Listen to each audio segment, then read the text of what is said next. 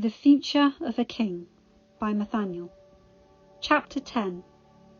The King in Camelot.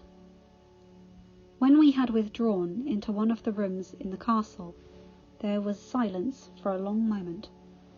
Mother and father were standing hand in hand, mother leaning up against father's side, and both of them looked perfectly content to just stay where they were. But by his face, Uncle Merlin shared my complete lack of knowledge of what to say just then. For some reason, I suddenly remembered talking with Uncle Merlin about Excalibur that night a few months ago when we grieved on the shores of Avalon, and I blurted out, "Do you have Excalibur with you, father?" Merlin looked up curiously too. Father smiled and let go of mother to put his hand on his sword hilt. "Freya sent it back with me," he said. "She told me it belonged with me, and I might need it." He drew it swiftly and held it up before him. I drew closer, studying the ornate sword with interest. I had never before seen a sword forged in a dragon's breath. Father held it out to me to take. "It's a beautiful sword," I said softly, taking it in my hands and studying the runes carved into it. "Leon has trained you to be a good swordsman yourself," father commented. "Do you have your sword with you? Is it around?" "It's in my room," I said, handing Excalibur back. "Do you want me to get it?" Father, I thought, looked almost shy. "I'd like to see what you've learned myself," he told me. "I'll get it right away," I exclaimed, smiling broadly. It had been one of my childhood fantasies for my father to spar with me like my uncles did. I hurried from the room. Somewhat to my surprise, Uncle Merlin followed me. "I'll just give the two of them a moment," he explained, when I glanced at him inquisitively. "Go get your sword, dragon." I grinned widely at him and took off running up the hallways, feeling very jumbled and overjoyed all at once. Father had come back. And he did love me. He was proud of me.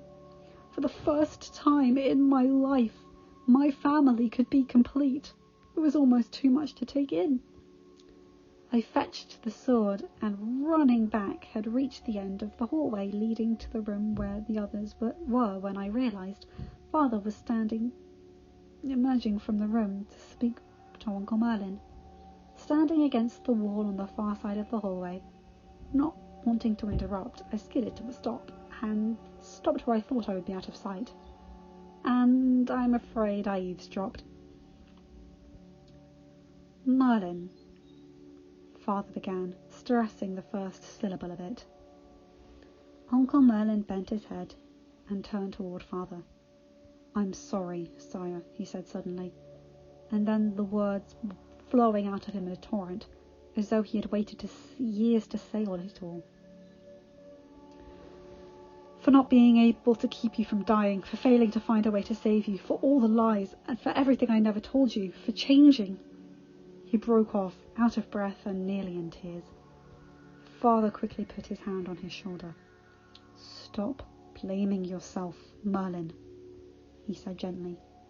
"You weren't the only one at fault. I've had years to come to terms with it all, and I know quite well why you would have been too afraid to ever tell me. I'm sorry for everything I said against magic, for making it so you couldn't trust me, for taking you for granted, for what happened with Freya." He looked up then and saw me at the end of the hallway. Squeezing Uncle Merlin's shoulder, he stepped back. "You have your sword, Amar," he called me.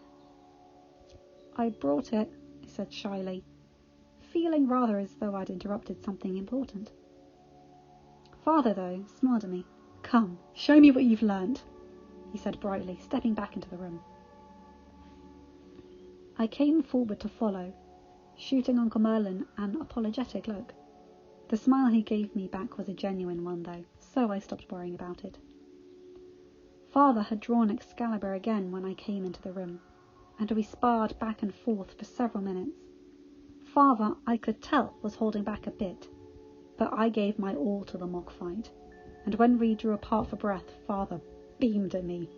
"You've been trained well," he said proudly. "Well done, son." I couldn't have hid my smile at those words if I had tried. At that moment, however, someone knocked at the door, and at Father's "Come in," Uncle Leon stepped into the room. "Leon," Father exclaimed, stepping forward to clasp forearms with him. You pulled Leon close, and they clapped each other on the back. "Thank you for everything you have done for Camelot," Father said sincerely. Uncle Leon smiled. "I was pleased to do it, sire," he said sincerely, "and I'm sorry to interrupt, but there are many who have realized their king is back and would like to see you." Father sighed and nodded. "I'll come," he said, and turned to us. "Gwen, Amar, we must dine together tonight." "Of course," Mother said, beaming. Father smiled back at her before he left the room. I followed him long enough to see him meet both Percival and Gaius, who welcomed him back warmly, before I slipped off to put my sword back in my room. Dinner that night in Mother's parlour was strange but delightful. It was the first time I'd ever eaten with both my parents, and we filled Father in on the most significant events in my lifetime. He had seen most of them in Avalon, by Freya's scrying, of course, but we talked over them together now. Mother told Father of how magic had been carefully reintroduced to Camelot. The ban lifted piece by piece to avoid panic, and how all our allies had followed suit, so that it was now finally safe to be a sorcerer again. There was still prejudice among some people that would probably linger for some time, but in our citadel and town we had nearly moved past that by now. Father was warmly accepting of everything, and Mother had done and accepted magic be accepted. And I realised with relief that Uncle Merlin's fears that Father wouldn't accept the return of magic were unfounded. I told Father about riding a Thusa when he asked me what I liked to do, and told him that he would have to fly with me someday. "It's the most wonderful thing there is," I assured him when he looked both nervous and sceptical. "You can see the world, and you're up in the sky, weightless and free. I finally got Uncle Merlin to let us go high enough to touch a cloud last time we flew, and flying makes Uncle Merlin smile too. You have to let him take you next time a Thusa comes in." "How do you hang on?" Father asked. "From what I remember seeing a dragon fly, it looked like it would be a very bumpy ride." "Oh, you have to hang on tight," I assured him. "That's half the fun, when you lift off a Thusa's back for a moment at the peak of her flap. But Uncle Merlin wouldn't let you fall, and neither would a Thusa. Ask Lancelot or Anna. They agree with me that flying is pretty much the best thing in the world." Father was smiling a bit at my enthusiasm. "Have you gone flying, Gwen?" he asked Mother. "Once," she said firmly, "and only once. I realised it was probably safer than I thought, but that I'd rather keep my feet on the ground. But you should go sometime, just for the experience." "You have to come at least once," I begged, thinking how much fun it would be to have my father in the sky with me. "All right," he capitulated. "When the dragon shows up and we have time, I'll go on one flight." It was my turn to beam at my father. The next morning, after I had woken up and gotten dressed, I headed directly to Mother's small parlour, where she and I always had breakfast together, no matter how busy we were. Only when I was halfway there did I begin to wonder if we'd have breakfast as usual or not. Mother and Father had gone off hand in hand last night after hugging me goodnight. I don't think I will ever get tired of the security of Father's hugs. And it was a lot more comfortable to be hugged when he was wearing a normal tunic instead of chainmail. Instead of heading to Mother's chambers, they had gone off towards Father's old chambers, which had lain unoccupied since before my birth. I wondered rather nervously if they would dine just each other this morning, or if they would come to the parlour and eat with me. To my relief, when I reached the parlour, they were both there, kissing each other in the middle of the room.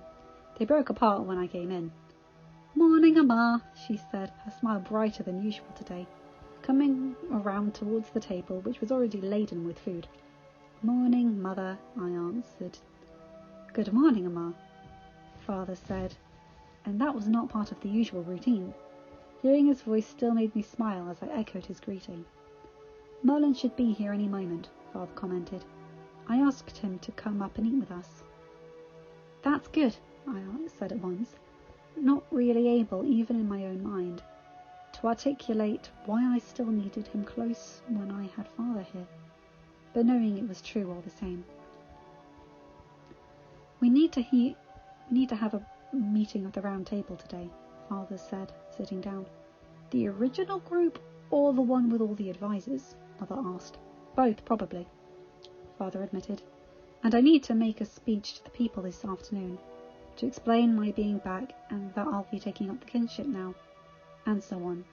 I'll need Merlin to help me write that one." "You mean it was Merlin who always wrote all your speeches?" Mother said with a rather mischievous smile. No matter they sounded so nice. "Are you saying I'm not eloquent?" Father asked her. "It depends on the topic," Mother replied, laughing and giving him a loving glance. "Seeing my parents kiss wasn't all that awkward for me, but I was beginning to wonder if I would be uncomfortable with their flirting. Luckily at that moment Uncle Merlin arrived and rescued me." When we had finished breakfast, Father and Uncle Merlin sat down to write the speech. Or rather, Uncle Merlin wrote it and Father divided his attention between him and Mother, who was dealing with some paperwork for arrests the patrols had made recently, 2 men suspected of being Saxon spies. I was working on an assignment my tutor had given me 2 weeks ago to analyse the amount of failed treaty effort between Camelot and Marcia, some 50 years ago at least, and the war that had followed. I was working out what parties could have done differently during the treaty so that it didn't lead to war, and how the tactics from Camelot had used in war could have been improved so that they didn't lose the first few major battles. I had had next to no concentration for this project recently, what with all the more exciting events going on in Camelot, and I was barely paying attention to it now. Listening to the way Father and Mother talked about her paperwork, the tones making their ordinary words sound more like sweet nothings than anything, and Father and Uncle Merlin's occasional conversations about the speech. They were planning to say it hadn't been Father's time to leave permanently, and that the same wonderful magic that had brought back the already accepted knights had also brought the king back too. "I think you'll want to mention you're the once and future king," Merlin remarked presently, scribbling rapidly on his parchment. "The druids will know what you mean and realise this is your future. They might manage to calm down the people who will be sceptical of a dead man taking the kingship back." "The druids are trusting enough for that?"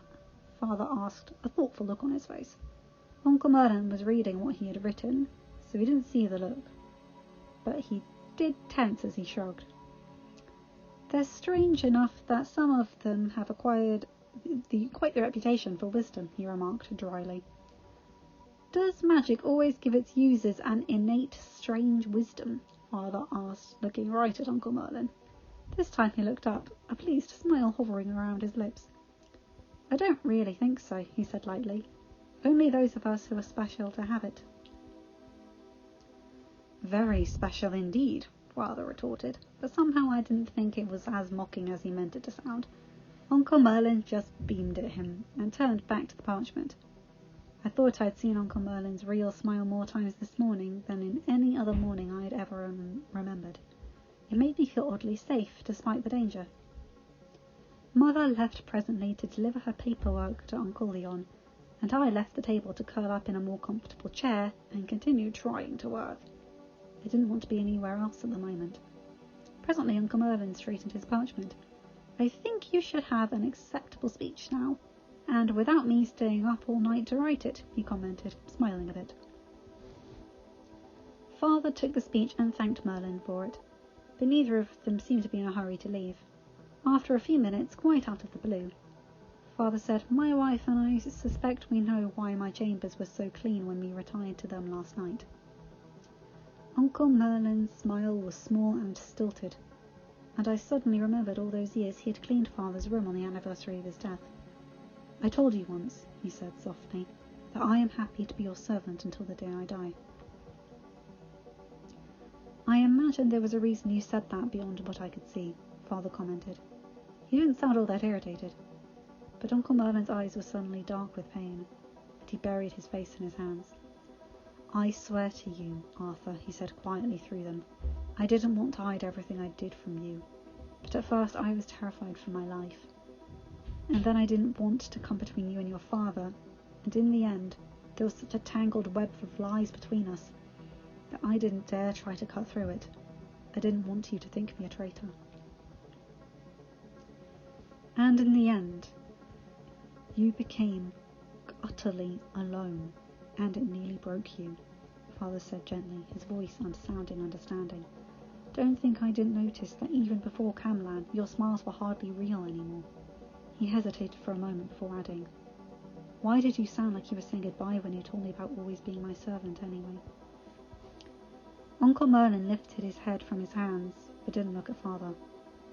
"You were dying from the venom of the questing beast," he said simply, blankly. "I was saying goodbye. I fully intended to exchange my life for yours." Father stared at him, looking horrified. "Merlin!" he said at last. "Someday, I swear, I will break you of your saying your life is less than mine, and try to throw it away for me." Uncle Merlin smiled, just a bit, rather bittersweet smile. "It's my destiny to keep you safe, Arthur," he said softly. "And there was nothing more you could have done to fulfill it at Camlan," Father said firmly. "You've been living in the shadow of that all these years. I don't blame you. We all have. But I'm back now. You need to step out and live in the light." Uncle Merlin didn't say anything, and after a moment Father went on. "We both made mistakes when it came to your magic years ago," he said, "but we both know about it now. I've come to terms with it, and I'm very glad you have it." "You don't need to look so astonished," he said as Merlin suddenly met his eyes, looking shocked. "I watched from the lake as you used it to defend my kingdom when I couldn't even be there. And I've heard stories from all those I was with in Avalon, and from watching you tell Amal stories about how you used it to protect me and Camelot, even when you risked your life every time you dared use it." "So you know all my secrets now?" Merlin asked, looking torn between relieved to not have to tell him and sorrowful he had never had the chance. "Not all," Father said, "and I'd rather hear the stories direct from you, where I can ask questions I've always wanted to. Aside from us finding time for storytelling, the past is in the past, Merlin.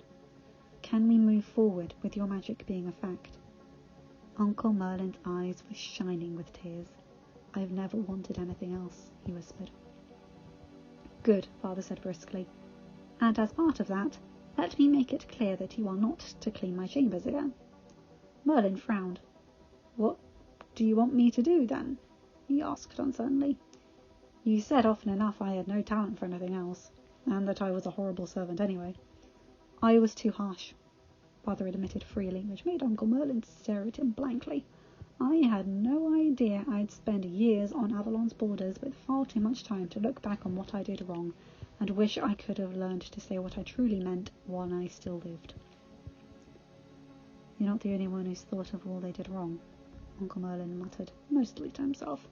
"I know," Father said. "So leaving the past behind, I don't want you to serve me as a servant anymore. I can hire someone else to do that. I want you to be my advisor, the sorcerer at my side. I don't want you to go back to living in the shadows." I don't think Uncle Merlin could say anything at that moment, for he stared at Father with tears in his eyes, then gave a jerky nod and left the room. But I could tell they were the happiest tears of his life. Later that morning, we gathered for a meeting of the original Round Table, which I assumed would mostly focus on how we were going to defeat the Saxons now that we had Father here. Lancelot, Percival, Leon, Eliane and Gawain all showed up in shining armour and their long red cloaks. Gaius came from his chambers as I joined them and went and stand at my place. And I realised there was one more chair at the table than I was used to there being at meetings for this. For Father, of course. Mother came in and stood at her place beside me. Then Father and Uncle Merlin followed her. Father strode confidently to stand at the table by Mother's side, as if he had taken his place here 1,000 times before, and I could see him suddenly as the great king Uncle Merlin always described him as.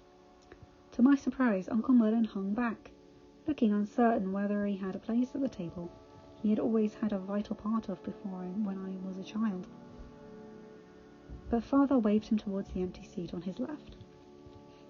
When we had all taken our places, Father rose and stood straight, the golden crown he was wearing shining and the light streaming through the room. My first act as the returned king of Camelot, he said strongly, is to confirm that the Queen's proclamation that a magic and all those who use it are legal throughout our lands. This was not the topic we had expected him to speak of at first, but his saying this felt right, as though he could not have said anything else. Smiles broke out on all the knights' faces. Gaius suddenly looked content and peaceful, as though something he had longed for all his life had finally come to pass. Uncle Merlin simply stared at Father, his eyes wide and filled with hope. My second act, Father went on, is to confirm my friend Merlin in his rightful role as court sorcerer and first advisor of Camelot. After everything he has done for the kingdom, selflessly and unthanked, he more than deserves this role. There was a brief silence in which Uncle Merlin's eyes filled with tears, and then Uncle Gawain leapt to his feet and began clapping as hard as he could, the rest of the knights quickly following suit. "Good for you, Merlin," Lancelot said warmly, clapping him on the back. All of the knights congratulated Uncle Merlin. Gaius drew him into a hug and said something about how proud he was of him. I had been too young to remember the first time Mother made Uncle Merlin court sorcerer, but I was quite certain that this outpouring of laughter, smiles and thanks hadn't quite been what happened then. Now Uncle Merlin was surrounded by his friends, who were joyous for his confirmation of his magical role. He was smiling his bright, broad smile through his tears by the time Father stepped up to him. "Thank you, Arthur," he said softly. Father clasped forearms with him. "No, Merlin," he said steadily. "Thank you.